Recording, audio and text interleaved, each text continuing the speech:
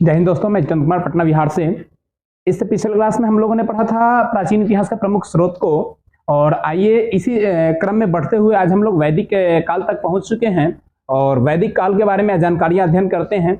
वैदिक काल के तहत कौन कौन सी जानकारी हमें प्राप्त होती हैं और किस तरह से सभ्यताओं के दौर में हम लोग वैदिक सभ्यता तक पहुँच चुके हैं और वैदिक सभ्यता कितने भागों में बटी तथा इन सभ्यताओं की क्या क्या विशेषताएँ थी, किस तरह की व्यवस्थाएँ थी, इन तमाम चीज़ों को हम आइए जानते हैं। तो वैदिक सभ्यता अगर देखा जाए तो ये भी सभ्यता सिंधु घाटी सभ्यता की तरह ही ये भी ग्रामीण सभ्यता ही थी। ये भी जो सभ्यताएं पहले के दौर में चल रही थी उसी सभ्यताओं में कुछ डेवलपमेंट आगे हुई और किस तरह से विकास हुआ आइए और जानते हैं, और इन सभ्यताओं का विकास किसके द्वारा किया गया। तो सबसे पहले सिंधु घाटी सभ्यता के बाद जिस सभ्यता का विकास हुआ उस सभ्यता को हम लोगों ने कहा वैदिक सभ्यता या आर्य सभ्यता। वैदिक सभ्यता तो समझ में आ रही है, ये आर्य सभ्यता क्या है? आर्य सभ्यता इसलिए है क्योंकि इन सभ्यताओं का विकास आर्यों द्वारा किया गया। आर्य लोग जो मध्य एशिया से आए थे उनके द्वारा इस सभ्यता का विकास किया गया, इसीलिए इस सभ्यता को आर्य सभ्यता भी हम लोग कहते हैं। आर्य सभ्यता के नाम से भी जाना जाता है। इस सभ्यता का निर्माण आर्यों द्वारा किया गया था, जो कि एक ग्रामीण सभ्यता थी, यानी देहाती सभ्यता थी, गांव की सभ्यता थी। जैसे हम लोगों ने पढ़ा था मेसोपोटामिया की सभ्यता। मेसोपोटामिया की सभ्यता क्या थी? एक देहाती सभ्यता थी, ग्रामीण सभ्यता थी। लेकिन सिंधु घाटी सभ्यता क्या थी? नगरीय सभ्यता थी। तो ये भी एक ग्रामीण सभ्यता थी, देहाती सभ्यता थी। मैक्स मुलर के द्वारा इनका मूल स्थान बताया गया है मध्य एशिया, बैक्ट्रिया देश। बैक्ट्रिया देश था मध्य एशिया में। उन क्षेत्रों से ये आर्य लोग भारत में आए, और आए क्यों ये आर्य लोग? आए तो ये पशु चारा के पर्पस में, यानी अपने मवेशियों को चढ़ाते हुए भटकते हुए यहाँ तक आ गए। यानी ये पार्टिकुलर इनका कोई ये उद्देश्य नहीं था कि हमें भारत में जाना है, भारत में रहना है।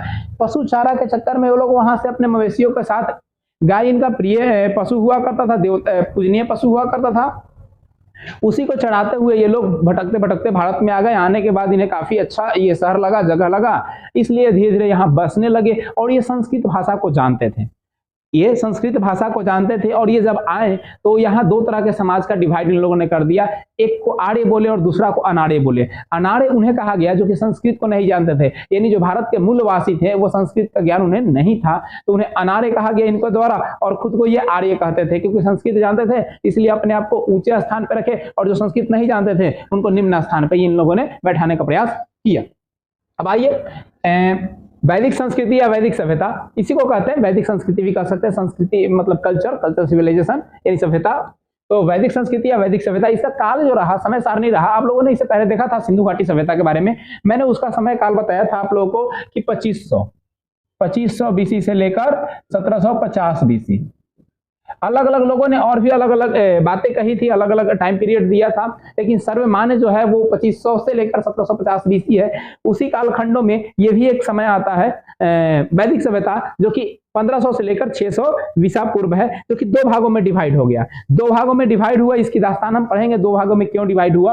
अभी जान लेते हैं कि दो भागों में है रिंग वैदिक काल और उत्तर वैदिक काल। प्रथम जो काल हुआ वो रिंग वैदिक काल कहलाया और बाद में जो काल हुआ वो उत्तर वैदिक काल कहलाया। अब रिंग वैदिक काल का समय सारणी है 1500 ईसा पूर्व से लेकर 1000 ईसा पूर्व का जो काल रहा, यानी 500 वर्ष तक जो सभ्यता का विकास हुआ उसे रिंग वैदिक सभ्यता कहा गया, रिंग वैदिक काल कहा गया।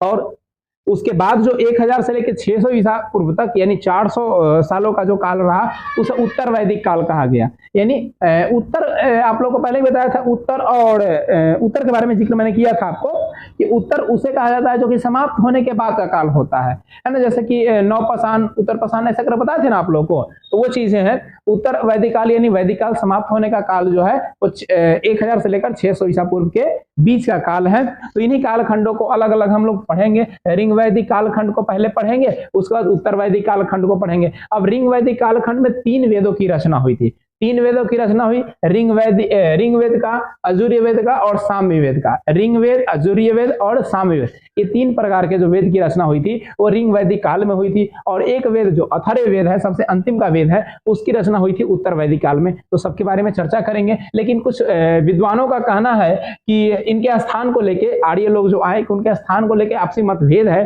कोई बोलते हैं कहां से आए, कोई बोलते हैं कहां से आए। तो आइए थोड़ा सा जान लेते हैं हम लोग। तो प्रोफेसर मैक्स मुलर जी का कहना है कि ये लोग मध्य एशिया बैक्ट्रिया देश से आए, मध्य एशिया बैक्ट्रिया देश है वहां से आए हैं। और यही बालकृष्ण तिलक का कहना है कि उत्तरी ध्रुव के क्षेत्र से आए हैं। दयानंद सरस्वती कहते हैं कि तिब्बत से आए हैं। और पिनका साहब कहते हैं कि जर्मनी से आए हैं।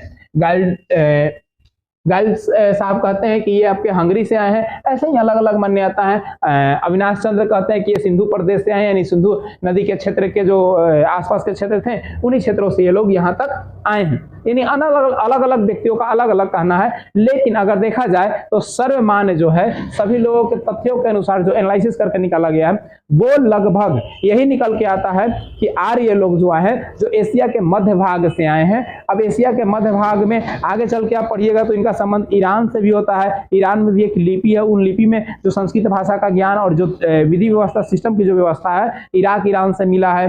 तो इसलिए स्पष्ट नहीं कहा जा सकता है, लेकिन मान्यताओं के आधार पर यह माना जा सकता है कि आर्य लोग मध्य एशिया से भारत आए थे। ये भारत के मूलवासी नहीं थे, लेकिन भारत में आने के बाद इन लोगों ने बसा और भारतीयों पर अपना संस्कृत भाषा का प्रभाव छोड़ा। तो आइए जिक्र करते हैं। कह रहा है कि वैदिक काल को ही वैदिक काल में 4 वेद, अब पूरा वैदिक काल में 4 वेद निर्माण किया गया। लेकिन मैंने जैसा कि बता दिया आप लोगों को, ऋग वैदिक काल में 3 हुआ था और एक उत्तर वैदिक काल में हुआ था। लेकिन ये वैदिक काल में ही 4 वेदों की रचना हुई। 4 कौन कौन से वेद है आपके? ये देखिए 4 वेद है आपके। ये वेद आपके ऋग वेद हो गए, यजुर्वेद वेद हो गए, सामवेद हो गए और अथर्ववेद है। ये चारों वेद आपके जो हैं ऋग वेद, सामवेद, अथर्ववेद और यजुर्वेद, ये चारों वेद जो है जिनकी रचना की गई थी वैदिक काल में। अब देखिए वैदिक काल में जो उसमें का जो घटनाएं थी, घटनाओं को जानने का मुख्य जो स्रोत है वो वेद ही है कि वैदिक काल में क्या क्या हुई थी। इसकी जानकारी हमें वेद से ही प्राप्त होती है, इसीलिए इसे वैदिक काल कहा गया, क्योंकि वेदों का इजाद इस काल में हुआ था। अब ये भी लोगों का मान्यता है कि वेद को किसी इंसान ने नहीं लिखा, वेद को भगवान ने लिखा, है ना, कि वेद क्या है? अपुरुषेन है, यानी वेद को किसी इंसान ने नहीं लिखा है। हाँ, वेदों को सिस्टमैटिक ढंग से संग्रह करने वाले हैं महर्षि देवपायन वेद व्यास जी। वेद व्यास जी ने इसको क्या किया है? सही रूप से संग्रह करने का काम किया है, सिस्टमैटिक उसको अरेंज करने का काम किया है। लेकिन ऐसी मान्यताएं हैं, धार्मिक मान्यताएं हैं कि वेदों की रचना कोई पुरुष ने नहीं बल्कि भगवान ने स्वयं किया है। लेकिन उनको संकलन किया, उनको मतलब सही तरीके से सिस्टमैटिक ढंग से सजाने का काम किए महर्षि देवपायन वेद व्यास जी। तो वेदों को अपुरुषेन भी कहा जाता है। अपुरुषेन, देखिए अपुरुषेन में 3 ही वेद आते हैं, ऋग वेद, यजुर्वेद, सामवेद। अपुरुषेन वेद में 3 ही वेद आएंगे, क्योंकि 3 वेद ऋगकालीन वेद हैं, यानी ऋग वैदिक काल में ये रचना हुई। बाद में उत्तर वैदिक काल में लिखा गया जो वेद था अथर्व वेद। अथर्व वेद को बाद में लिखा गया, लेकिन ये 3 वेद हैं जो कि अपुरुषेन वेद हैं, यानी जिसे मानवों ने नहीं भगवान द्वारा लिखा गया, ऐसी मान्यताएं हैं।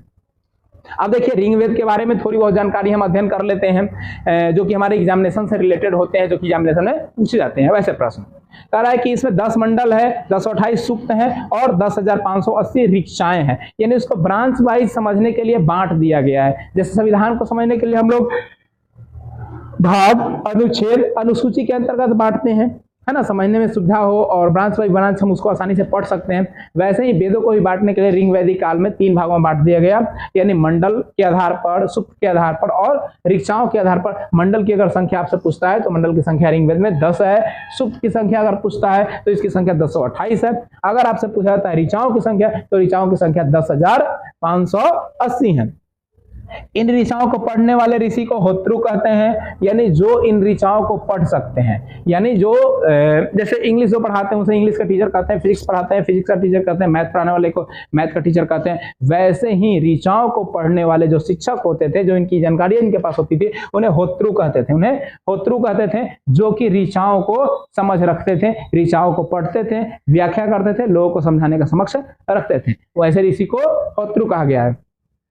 वर्ण व्यवस्था का प्रयोग इसी में किया गया है। देखिए वर्ण व्यवस्था, जब आर्य लोग आए तो 2 ही व्यवस्था थी, एक आर्य और एक अनार्य।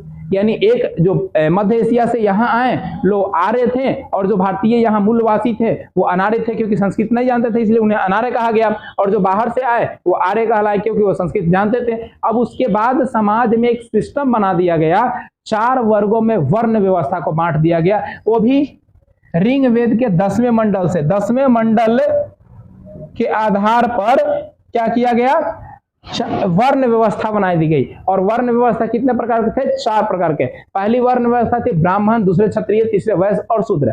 लेकिन सोचने वाली बात है, यहाँ वर्ण व्यवस्था बना, लेकिन वर्ण व्यवस्था जो आज वर्तमान समय में वर्ण व्यवस्था हमारे यहाँ है, वो वर्ण व्यवस्था नहीं थी। आपको मैं बता दूं ये चीज कि आज जो हमारे समाज में वर्ण व्यवस्थाएं, ब्राह्मण, क्षत्रिय, वैश्य और शूद्र, 4 वर्ण व्यवस्थाएं हैं, उसी को लैंग्वेज बदल दिया गया, जनरल, ओबीसी, एससी, एसटी कर दिया गया।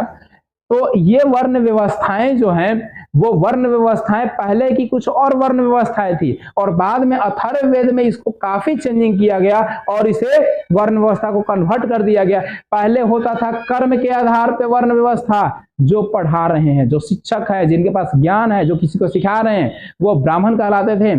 क्षत्रिय जो युद्ध वगैरह में भाग ले रहे हैं, जो रक्षा कर रहे हैं, वैसे लोगों को क्षत्रिय कहा जाता था। वैश्य जो व्यापारी हुआ करते थे, जो खेती वगैरह करते थे, जो व्यापार करते थे, सामान को खरीदते बेचते थे, वैसे लोगों को वैश्य कहा जाता था। और जो किसी के यहाँ गुलामी कर रहे हैं, जो नौकरी कर रहे हैं, चाहे वो कितनी बड़ी भी नौकरी क्यों ना हो, वो शूद्र कहलाते थे। लेकिन आज की परिभाषाएं देखिए काफी बदल चुकी है।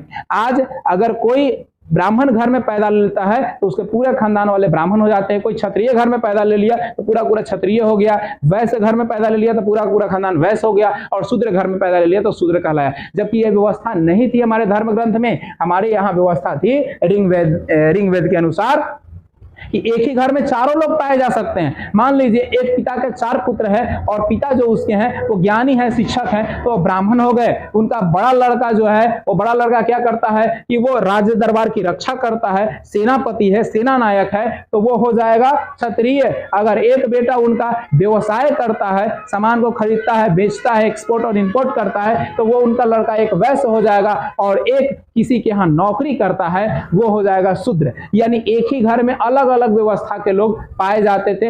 ये थी वाकई में सही व्यवस्था। अगर माना जाए तो यही सही व्यवस्था थी वर्ण व्यवस्था की। कर्म के आधार पर लोगों को व्यवस्थित किया जाना चाहिए, न कि धर्म और जाति के आधार पर। लेकिन वर्तमान समय में देखा जाए तो ऋग्वेद के आधार पर हमारे यहाँ क्या है, जन्म के आधार पर जो व्यवस्थाएं हैं, वर्ण व्यवस्था लागू कर दी गई है। यानी जो जिस घर में, जिस खानदान में जन्म ले लिए, जिस जाति के हैं, जो उनका व्यवसाय है, वही जाति के आधार पर उनको पीढ़ी दर पीढ़ी चलना है, और वही उनका एक लेबल लग जाएगा कि आप यही हैं। लेकिन पहले वैसा नहीं था। एक ही घर में ब्राह्मण, क्षत्रिय, वैश्य और शूद्र ही हुआ करते थे। क्यों? क्योंकि अलग अलग कार्य करते थे, अलग अलग कार्य के अनुसार उनका नाम होता था। लेकिन अब क्या हो गया, अब जन्म के आधार पर हो गया, न कि कर्म के आधार पर हो गया। उस समय क्या था, कर्म के आधार पर था। अच्छी व्यवस्था की शोषण की प्रक्रिया या ऊंच नीच, जात पात, धर्म, ये व्यवस्था ही नहीं होती। आज जो समाज में अलग अलग जाति को लेके, अलग अलग धर्म को लेके आपस में इतनी मनमुटाव होती है, एक दूसरे से द्वेष होता है, नफरत होता है, एक दूसरे से नीचा दिखाना है, खुद को ऊपर सिद्ध करना है, खुद को ज्ञानी मानना है, किसी को कमजोर मानना है, ये चीजें जो आज हमारे समाज में एक दूसरे को तोड़ रहा है, ये कहीं ना कहीं ये अथर्ववेद का देन है, जो वर्तमान समय में जो हमारे यहाँ सिस्टम लागू है। अगर ऋग्वेद के अनुसार हम लोग फॉलो करें तो समाज में कभी जात पात, धर्म को लेके कभी आपस में कोई लड़ाई झगड़ा ही नहीं होता। एक घर में ब्राह्मण भी होते, क्षत्रिय भी होते, वैश्य भी होते और शूद्र भी होते। लेकिन आज समस्याएं हैं कि आज हम लोग जन्म के आधार पर सारी सिस्टम को मान लिए हैं। तो कह रहा है कि वर्ण व्यवस्था इसी के तहत माना गया। 4 वर्ण हो गए। 7वें मंडल में, जो 10 मंडल हमारे यहाँ है, 7वें मंडल में विष्णु भगवान के बारे में वर्णन किया गया है, जबकि 9वें मंडल में सोम, शिव देव के बारे में, यानी शंकर भगवान जो शिव है, शिव भगवान है, उसमें सोम के नाम से जानते थे, सोम के नाम से प्रसिद्ध थे ऋग्वेद में शिव जी। तो इसलिए सोम का भी मैंने जिक्र किया है और शिव का भी जिक्र किया है। 9वें मंडल में क्या है, सोम और शिव का जिक्र किया गया है। जबकि 10वें मंडल में ब्रह्मा का जिक्र किया गया है, ब्रह्मा भगवान का जिक्र किया गया है। यानी अगर आप देखते हैं तो 7वें मंडल में कौन से हैं, भगवान विष्णु हैं और ये शिव है 9वें मंडल में, जबकि 10वें में ब्रह्मा है। यानी ब्रह्मा, विष्णु, महेश, तीनों का जिक्र किया गया। ब्रह्मा, विष्णु और महेश। कहा था ना कि तीनों भगवान ही पृथ्वी का सृजन करता है, सभी लोग लेके सारा चीज लेके चल रहे हैं, सब धार्मिक मान्यताएं हैं। तो ब्रह्मा का हो गया 10वें में, शंकर भगवान का हो गया आपका 9वें में, और 7वें में हो गया शिव जी का। अब देखिए कह रहा है कि सबसे पुराना मंडल दूसरा और 7वां मंडल है। जो 10 मंडलों में सबसे पुराना जो मंडल है वो दूसरा और 7वां है, जबकि नया मंडल में पहला और 10वां है। नया मंडल जोड़ा गया जो कि पहला और 10वां है, ये भी याद रखेंगे आप लोग। तीसरे मंडल में सूर्य देवता में सावित्री का जो गायत्री मंत्र है ना, उसका जिक्र किया गया है। यानी याद रखिएगा कि तीसरे मंडल में किनका वर्णन किया गया, गायत्री मंत्र का वर्णन किया गया है, जिसके रचनाकर्ता कौन है, विश्वामित्र जी हैं। विश्वामित्र का नाम सुने हैं आप लोग? किनके गुरु थे विश्वामित्र जी, जानते हैं आप लोग? राम जी के गुरु थे विश्वामित्र जी। लेके गए थे विश्वामित्र जी यज्ञ करवाने के लिए।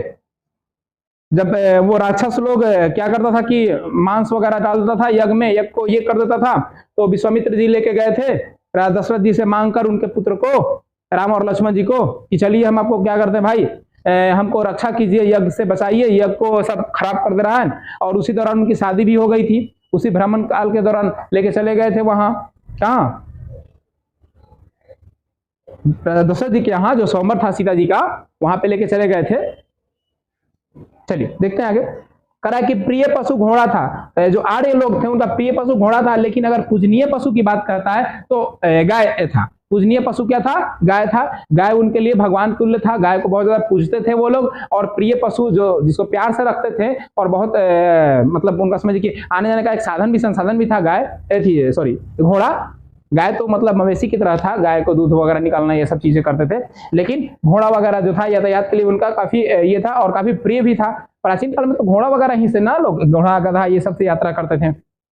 जनेऊ पहनने की प्रथा पहले थी, और जनेऊ कौन लोग पहनते थे? ब्राह्मण लोग पहनते थे। यानी कौन लोग, किनके बारे में पढ़ रहे हैं आप लोग? आर्य के बारे में। तो आर्य लोग क्या थे? ब्राह्मण थे ना। आर्य लोग क्या थे? ब्राह्मण थे, संस्कृत जानते थे, वो लोग जनेऊ पहनते थे। जनेऊ धारण करने के आज भी देखते हैं शादी उदी में जनेऊ धारण करवाया जाता है ना। और बाबा लोग होते हैं जो जनेऊ पहनते हैं, कान पे चढ़ाते हैं या फिर गले में डाले हुए रहते हैं, है ना। ये सब जनेऊ की प्रथा थी। अब कह रहा है ऋग वेद, यजुर्वेद, सामवेद, जो क्या कहा गया है? देवत्रायी यानी पवित्र वेद कहा गया है। देवत्रायी या पवित्र वेद कहा गया है। यानी 3 वेदों की रचना कब हुई थी? मैंने बताया आपको, ऋग वैदिक कालों में 3 वेदों की रचना हुई थी। एक जो अथर्ववेद है उसकी रचना हुई थी उत्तर वैदिक काल में, इसीलिए देवत्रायी कहा गया है या पवित्र वेद कहा गया है। किसको? ऋग्वेद, यजुर्वेद और सामवेद को। इसकी रचना वैदिक काल में हुई थी, जबकि अथर्ववेद की रचना उत्तर वैदिक काल में हुई थी। मैंने पहले ही आपको इस बात की व्याख्या कर दिया है। वर्ण व्यवस्था की चर्चा 10वें मंडल में, ये भी मैंने बताया कि वर्ण व्यवस्था जो है ब्राह्मण, क्षत्रिय, वैश्य और शूद्र, ये चारों जो ब्राह्मण थी बनाए गए जो वर्ण व्यवस्था है, ये 10वें मंडल में इनका वर्णन किया गया है। वामनावतार यानी जो 3 अवतार, पग अवतार नहीं लिए थे, कहा जाता है कि विष्णु जी का अवतार हुए थे वामनावतार, और 3 पग में पूरा पृथ्वी को ही नाप लिए थे, पृथ्वी से लेकर पाताल आकाश सब। तो उसका जिक्र भी किया गया है ऋग वेद में ही, 3 पग की चर्चा की गई है। इसके अलावा इंद्र भगवान की चर्चा, इंद्र भगवान की भी चर्चा है और अग्नि भगवान की भी चर्चा है। इंद्र भगवान के लिए कह रहा है कि 250 और अग्नि भगवान के लिए 200 ऋचाओं का वर्णन किया गया है। कुल ऋचाओं की संख्या कितनी है? 10,580। कुल ऋचाओं की संख्या 10,580। सूक्त की संख्या 1028, मंडल की संख्या 10। जबकि इसमें से 200 ऋचा किसके लिए किया गया है? तो अग्नि देव के लिए किया गया है, और 250 ऋचा किसके लिए किया गया है? इंद्र देव के लिए किया गया है। प्राचीन इतिहास का जो साधन है वैदिक साहित्य के बाद, यानी वैदिक काल के साहित्य के बाद सबसे ज्यादा अगर जानकारी किसी से मिलता है तो शतपथ ब्राह्मण नामक ग्रंथ है। शतपथ ब्राह्मण नामक एक ग्रंथ है, जिस ग्रंथ से हमें वैदिक सभ्यता की जानकारी मिलती है। यानी सबसे ज्यादा ऋग्वेद से, और ऋग्वेद के बाद से शतपथ ब्राह्मण से पहले के इतिहास की जानकारी मिलती है, वैदिक काल की जानकारी हमें मिलती है। इनका समाज पितृ प्रधान था। देखिए इससे पहले मैंने आप लोगों को पढ़ाया था सिंधु घाटी सभ्यता में। सिंधु घाटी सभ्यता मैंने आप लोगों को बताया था कि उस समय जो व्यवस्थाएं थी वो मातृ प्रधान थी, यानी महिलाएं प्रधान होती थी। यानी अगर कोई महिला है जो कि उत्तराधिकारी है, समाज का मुखिया है, उसकी बेटी या उसकी पुतोह, पुतोह तो नहीं बेटी ही होती थी, अगर बेटी चली गई तो पुतोह होगी। पहले वो क्या बोलते हैं, शादी विवाह होता है ना, क्या उसको बोलते हैं जी, जो जमाई आके रहता है, यानी जो लड़का लड़की के यहाँ आके रहता है, वैसी पहले शादी में व्यवस्था थी। यानी शादी हुआ तो लड़की नहीं जाएगी, लड़का खुद लड़की के यहाँ रहती थी। मातृशतात्मक व्यवस्था में ऐसे ही हुआ करता था। लेकिन प्रीति प्रधान में क्या होता है, बारात लेकर लड़का आता है, लड़की उसके साथ चली जाती है। तो क्योंकि आज पुरुष प्रधान समाज है, तो उस समय की व्यवस्था जो थी वो पुरुष प्रधान समाज थी। लेकिन अगर ऋग वैदिक काल की मैं बात कहूँ तो उसमें मातृशतात्मक व्यवस्था थी। इसमें समाज का जो छोटा इकाई था वो परिवार होता था। परिवार के जो मुखिया होते थे वो पुरुष होते थे, चाहे वो पिताजी हो, दादाजी हो, या कोई भी पुरुष हो, जो उसका मुखिया होता था उसको हम लोग कुलप कहते थे। कुलप, कुल को मालिक, घर को कुल भी कहते थे, घर के मालिक को कुलप कहा जाता था। यानी घर के मालिक, छोटे इकाई को, मुखिया को कुलप कहते थे। इस काल में स्त्रियों को पति के साथ पूजा पाठ में, यज्ञ में भाग लेने की व्यवस्थाएं थी। यानी इस समय जो महिलाएं लोग थी, पूजा पाठ कौन लोग करते थे? ब्राह्मण लोग ही करते थे ना, क्योंकि वर्ण व्यवस्था में ब्राह्मण का स्थान सबसे ऊंचे था, इनको मुख माना गया था, है ना। और क्षत्रिय को भुजा माना गया था, वैश्य को जांग माना गया था, और शूद्र को पांव माना गया था, है ना। ये ऐसी व्यवस्था उस समय की गई थी। तो स्त्री लोग अपने पति के साथ यज्ञ में, पूजा पाठ में भाग ले सकते थे। इस काल में बाल विवाह, सती प्रथा एवं पर्दा प्रथा का प्रचलन नहीं था। यानी बाल विवाह यानी बचपन में शादी करने की व्यवस्था है ना, सती प्रथा यानी पति मर गया तो पत्नी को भी जला देने की व्यवस्था, या फिर पर्दा प्रथा जैसे आज के समय में महिलाएं पर्दा करती है, मतलब सामने वाले पुरुष से लज्जा वगैरह, शर्म वगैरह ये चीजें होती है, ये चीजें पहले नहीं थी। प्राचीन काल में जो थी, आपके ऋग वैदिक काल में ऐसी व्यवस्थाएं नहीं थी। जीवन भर अविवाहित रहने वाली महिला को अमाजु कहा जाता था। जो जीवन भर अविवाहित महिला रहती थी, यानी ब्रह्मचर्य धर्म को पालन करती थी, वैसी महिलाओं को अमाजु कहा जाता था। इसके अलावा कह रहा है कि दास प्रथा का प्रचलन था। दास प्रथा यानी गुलामी प्रथा की प्रचलन था। दास किसको बोलते हैं? जो गुलाम रहता है घर में, जिसको हम लोग काम वगैरह करवाते हैं, मतलब अगर उसने कर्ज वगैरह लिया, नहीं चुकाया, तो क्या करते हैं हम लोग घर में उसको गुलाम बना के रखते हैं, उससे सारे काम करवाते हैं। तो गुलाम बनाने की व्यवस्था पहले थी। देखे होंगे पहले पैर वगैरह में बेरी लगा दिया जाता था, इससे पता चलता था कि ये दास है, गुलाम है। तो दास प्रथा और गुलाम प्रथा की व्यवस्था इस काल में, ऋग वैदिक काल में थी। ऊनी और सूती वस्त्र दोनों का प्रयोग लोग करते थे। ऊनी वस्त्र का भी प्रयोग करते थे जाड़े के दिनों में, और सूती वस्त्र का भी प्रयोग करते थे। लेकिन आप लोगों ने पढ़ा होगा सिंधु घाटी सभ्यता में सूती वस्त्र का सिर्फ प्रयोग करते थे, लेकिन इस काल में ऊनी वस्त्र का भी प्रयोग होने लगा था।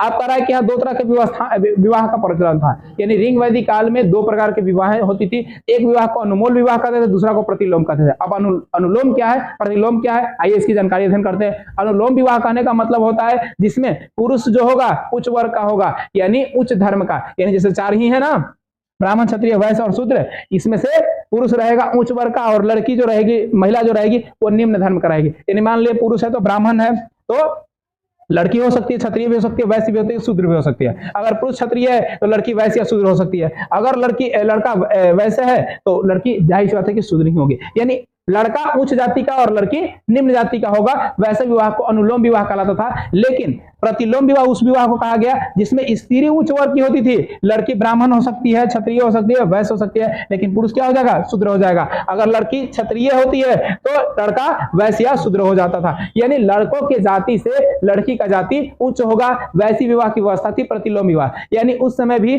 जात पात को देखे बगैर विवाह होने की प्रथा थी। अगर नहीं होती तो ये अनुलोम और प्रतिलोम विवाह आप नहीं देख रहे होते, नहीं जान रहे होते। यानी जात पात की व्यवस्था बाद में धीरे धीरे धर्म ग्रंथों के आधार पर लाया गया। यानी यहाँ कोई जात पात, आज जो भेदभाव है ना उच्च और निम्न वर्ग का, ऐसी व्यवस्था पहले नहीं थी।